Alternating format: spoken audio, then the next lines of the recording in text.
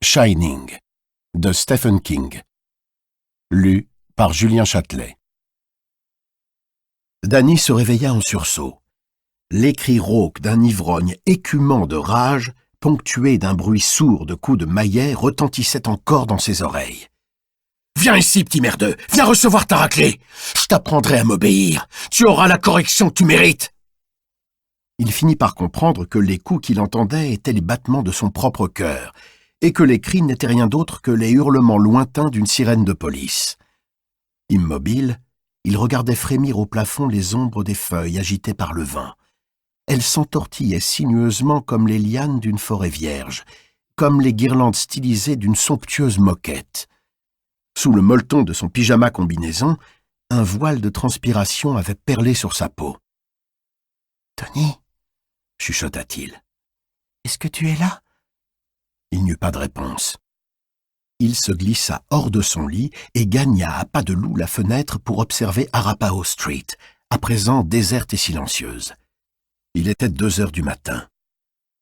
Le vent soupirait dans les arbres et chassait devant lui les feuilles mortes, qui frôlaient au passage les trottoirs déserts et les enjoliveurs des voitures en stationnement.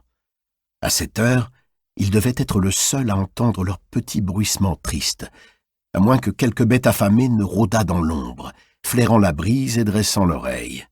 « Je t'apprendrai à m'obéir. Tu vas recevoir la correction que tu mérites. »« Tony » murmura-t-il de nouveau, sans beaucoup d'espoir. Il n'eut pour toute réponse que le gémissement du vent qui soufflait plus fort à présent, éparpillant les feuilles sur le bord du toit, au-dessous de sa fenêtre. « Danny! Danny !» La voix familière le fit sursauter.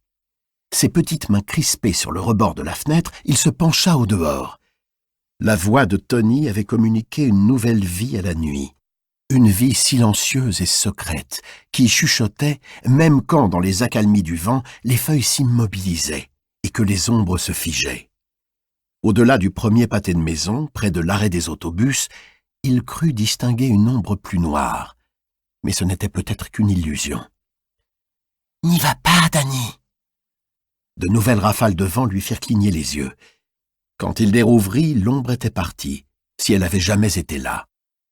Il resta près de la fenêtre pendant 1 minute, 1 heure, un certain temps encore, mais il ne se passa plus rien. Il finit par regagner son lit, s'y glissa et remonta les couvertures sur lui.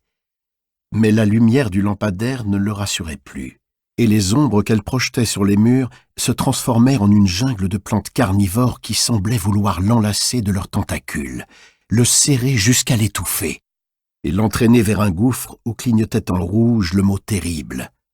Trop mal.